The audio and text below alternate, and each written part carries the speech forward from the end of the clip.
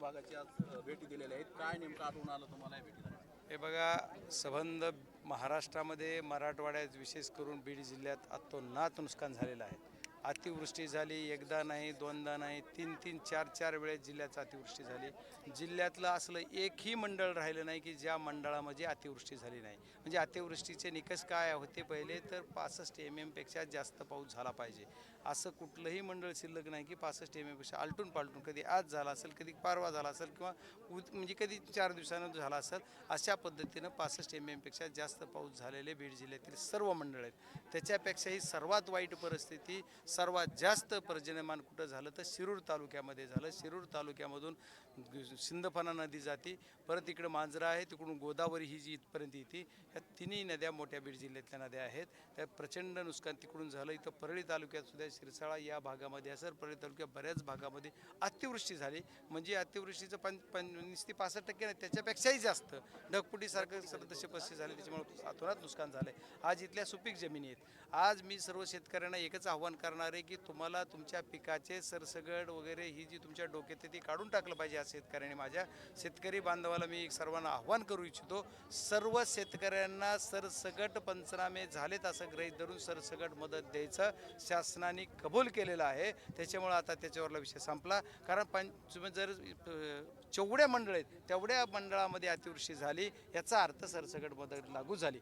दुसरा मुद्दा मी सर्वांना एक आव्हान करणार आहे, विनंती करणार आहे की ई पीक पाहणी जो विषय आहे, ती ई पीक पाहणीचा विषय 20 तारखेपर्यंत मुदत होती, पण ती मुदत आता आम्ही 30 तारखेपर्यंत मागच्या मिटिंगमध्ये सर्वांनी मागणी केली आणि ती वाढवून पण दिली. 30 तारखेपर्यंत ई पीक पाहणी करायची, पण आता कशाचं करायचं? पिकच राहिलं नाही, सगळी माती आहे, सगळा गाळ आहे, त्याच्यात काही सोयाबीन दिसत नाही, कपाशी दिसत नाही, कुठंतरी ऊसाचे वाडेवरी दिसतात. आज त्या पीक पाहणीत करणार काय? त्याच्यामुळं आमचं शासनालाही म्हणणं आहे, सर्व शेतकऱ्यांना म्हणणं आहे. तो आणि मी आज माझ्याबरोबर अधिकारी सगळे नायब तहसीलदार आहेत, तलाठी आहेत, मंडळ अधिकारी आहेत, मी सर्वांना सूचना केल्या आहेत की यांचं सर्वांचं पीक पाहणी अहवाल न घेता तुम्ही सर्वांना विमासुद्धा लागू करण्यासाठीचा एक प्रस्ताव मांडा. आणि बीडमध्ये कलेक्टर ऑफिसला पण मी पत्र देणार आहे आणि सर्वांचा अहवाल पण तसा करणार आहे. आता इथं तहसीलदारांना पण बोललो, काल शिरूरच्या तहसीलदारांना, बीडच्या तहसीलदार, सर्व जिथं जिथं जाऊ तिथं बोलतोय. आणि त्याच्याबरोबर जेणेकरून विमा लागू होईल, ही पीक पाहणीच्या नंतर तुमचं पीक कोणचं होतं त्याच्यानुसार तुमचे नुकसान मिळेल. या सर्व गोष्टीच्या पद्धतीनं शेतकऱ्यांनी केलं पाहिजे. एवढ्यावर सुद्धा थांबता येणार नाही. शेतकऱ्याची कुणाची विहीर गेली का, तर विहिरीमध्ये गाळ गेला असता, विहीर भिजली असली तर त्याला त्याच्यासाठी एक रिपोर्ट केला पाहिजे. आज प्राथमिक रिपोर्ट करायचा आहे. आणि प्राथमिक ज्यांच्या घरात पाणी गेलं आहे, कुठल्या दुकानात गेलं आहे, त्याच्यासुद्धा तातडीची 5,000ची मदत जी शासनाची ती तातडीने दिली पाहिजे. याच्यासाठी मी आता सूचना पण केल्यात. आणि काही ज्यांना जे अन्नधान्य आहे, जेवणाचं नगदी वांध आहे, या गोष्टीसुद्धा देण्यासाठी अन्नधान्य. आज या पोहनेर गावात मी आहे, पोहनेर गावात जाणीवपूर्वक का केलं का काय अधिकाऱ्यांनी मला कळत नाही, त्यांनी पण त्याचं तसं नसावं असं अपेक्षा करू आपण. पण ज्या 5 दिवस झाला आज बाधित कुटुंब आहेत, इथे यांना आणखी मदत दिली नाही, अन्नधान्य दिलं नाही. पण हे येणाऱ्या 2 दिवसात, म्हणजे आज संध्याकाळपर्यंत अन्नधान्य 2पर्यंत म्हणले, तर 2:30 वाजलेत, आणखी तर आलं नाही, पण 5पर्यंत येईल असं अपेक्षा करू. मी त्यांना संध्याकाळपर्यंत अशीच सूचना केली. आणि पैसे उद्याची उद्या त्यांना कसे मिळतील आणि त्याची सगळी लिस्ट मला द्या. आता मी उद्या म्हणलं की कुणीतरी नाही सोमवारी देऊ असं राजकारण करायचा प्रयत्न करू शकतात, ते मला त्याच्यावर बोलायचं नाही. पण इथं कुणी मड्यावरचं लोणी खायचा प्रयत्न करू नये, कुणी क्रेडिट घ्यायचा विषय नाही किंवा कुणाचा श्रेयवादाचा विषय नाही. या माझ्या परळी मतदारसंघातलं जे पोहनेर परळी तालुक्यातलं गाव आहे, या गावाला जाणीवपूर्वक जर कुणी टार्गेट केलं तर ती मी होऊ देणार नाही आहे. त्याच्यासाठी मी यांच्या सर्वांच्या पाठीमागं खंबीर खासदार म्हणून उभा आहे आणि उभा राहणार असा सर्वांना शब्द देतो. गावकऱ्यांनी घाबरून, आता शेतकऱ्यांचे रस्ते गेलेत, आता रस्त्याच्या बाबतीत सुद्धा निवेदन द्या म्हणतो मी. आज ते सुद्धा तलाट्यांना त्यांना सांगतो, ही जी रस्ते गेलेत, या रस्त्याचं सुद्धा तुम्ही जे सगळं आहे याचा सुद्धा तुम्ही सगळं नियोजन करा. हे रस्ते वाहून गेले त्याचा पंचनामा करा, त्याचा रिपोर्ट करा. 82चा रस्ता, आता यासारखा जो 82चा 12 करोड रुपये उचललेत, एवढा भयान रस्ता आहे की त्या खड्ड्यात रस्ता आहे का रस्त्यात खड्डे आहेत हीच कळत नाही, असली वाईट परिस्थिती केली. यांनी एवढे बोगस पैसे उचललेले आहेत. आता एक्झिक्युटिव्ह इंजिनियरना फोन लावला तर जरा खराब झाला म्हणतो, त्याच्याकडे आता डोक्यात विचारू का कसा खराब झाला ते. एवढा गेंड्याचा कातडी पांघारलेला तो एक्झिक्युटिव्ह इंजिनियर पण आहे, त्याला पण बघतो, त्यांच्या सगळ्याच्या चौकशाही लावणार, त्याच्यासाठी कलेक्टरलाही बोलणार, प्रत्येक मिटिंगमध्ये तो विषय घेणार आणि त्यांची चौकशी मी लावणार. आणि या लोकांचे, माझ्या ज्यांचे रस्ते बिस्ते वाहून गेलेत, याच्यासाठी सुद्धा प्रयत्न करणार.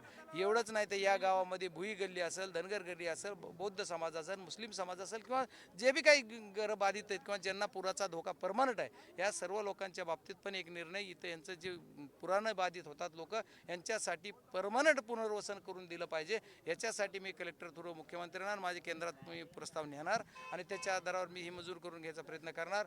आणि एवढंच नाही तर मी भुईगल्लीत आता शब्द दिला आहे की जर समजा शासनानं नाहीच दिले, जाणीवपूर्वक मग टार्गेट करायचे की खासदार मी विरोधी पक्षाचा आहे म्हणून तसं होणार नाही असं अपेक्षा करू, पण जर केलंच तरी सुद्धा भुईगल्लीतल्या सर्वांना घरं मी माझ्या पदरून बांधून देणार, पण देणार असा शब्द तुम्हाला सर्वांना. बाप्पा, ज्या पद्धतीनं आता गावकऱ्यांची एक तक्रार आहे की जे खडून गेलेलं शेत आहे त्यामध्ये पोहनेर गावाचा उल्लेख केला नाही असं गावकऱ्यांचं म्हणणं आहे. नाही, मी आता मला ते कळलं, पण मी जे सगळ्यांच्या एकदा माझी सर्वांना विनंती आहे की प्रत्येकजण इंडिव्हिज्युअल विषय बोलून हे करू नका.